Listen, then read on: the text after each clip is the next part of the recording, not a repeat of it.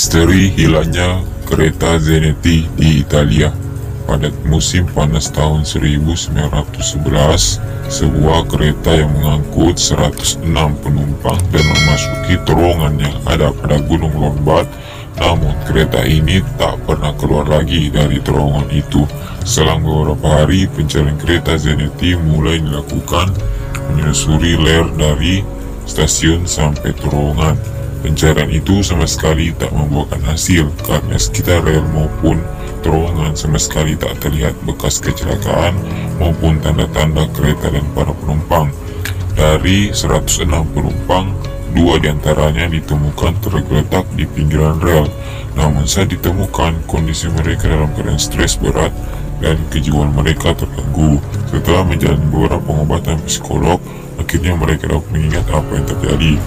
Mereka mengatakan bahwa di tengah perjalanan sebelum memasuki terowongan ada kabut yang sangat tebal, seperti akan memakan kereta.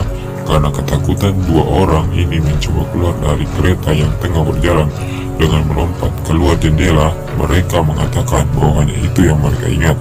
Kesaksian kedua orang ini sama sekali tak membantu proses pencarian.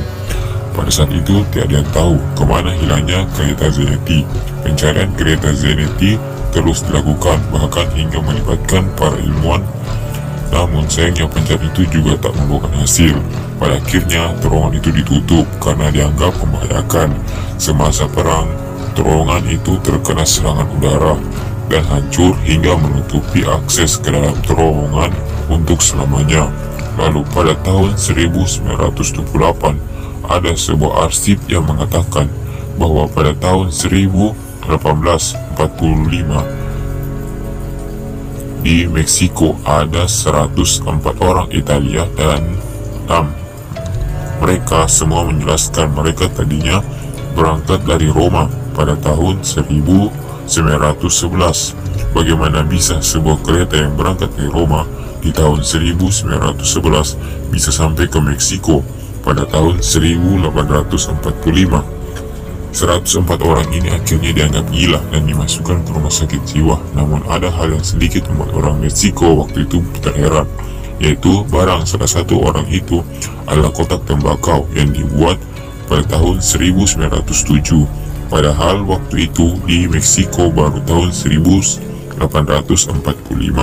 Setelah sekian lama, sebuah teori muncul yang mengatakan bahwa mungkin saja waktu kereta Zenetti memasuki terowongan, sebuah portal dimensi ruang dan waktu terbuka akibat gempa yang terjadi beberapa waktu sebelum kereta Zenetti melakukan perjalanan, dan mungkin saja portal itu melempar kereta Zenetti ke 66 tahun di masa lalu. Namun teori ini juga tak dapat membuktikan hilangnya kereta Zenetti beserta 104 penumpangnya. Hingga saat ini, misteri hilangnya kereta Zenetti masih menjadi sebuah misteri yang tak terpecahkan. Bahkan beberapa orang menganggap cerita hilangnya kereta Zenetti adalah hoax karena tiada catatan resmi. Terowongan. Aku dan teman-temanku sedang jalan-jalan. Tiba-tiba hujan turun dengan derasnya. Ketika kami sampai pada suatu tempat, aku menghentikan mobilku di depan sebuah terowongan. Temanku dan aku mendengar rumor bahwa terowongan ini berhantu. Mereka mengatakan ketika mengendari mobil dan melintas terowongan ini pada malam hari, hal yang aneh akan terjadi. Kami kembali untuk mencoba keberanian dan memastikan bahwa rumor tersebut benar. Terowongan ini letaknya sangat terpencil dan tidak banyak kendaraan yang melintas. Usaha anchor pernah menyeramkan langsung kami merasakan begitu mengisi terowongan ini. Aku menjalankan mobil dengan pelan, berharap sesuatu yang aneh yang benar-benar terjadi. Tapi ketika mencapai ujung terowongan, kami tidak melihat sesuatu apapun yang mengerikan. Aku dan temanku merasa kecewa. Ayo kita melintas lagi, kataku. Teman-temanku setuju dan aku memutar balik mobilku. Saat di ujung terowongan, sekali lagi kita tidak mengalami hal aneh. Aku berputar mobilku di dalam terowongan berapa kali. Setiap kali kami hendak mencapai ujung, setelah 4 atau 5 putaran, salah satu temanku berkata, "Lebih kita pulang saja, teman-teman." Kupikir dia benar. Lama-kelamaan kami menjadi bosan dan suara hujan yang turun ke atap mobil kami semakin lama semakin mengganggu kami. Tetapi sesuatu yang aneh dengan lalu teman tersebut. Tepat sebelum kami keluar terowongan, ku hentikan mobilku dan melihat ke belakang. Aku menyadari bahwa salah satu temanku sedang menggigil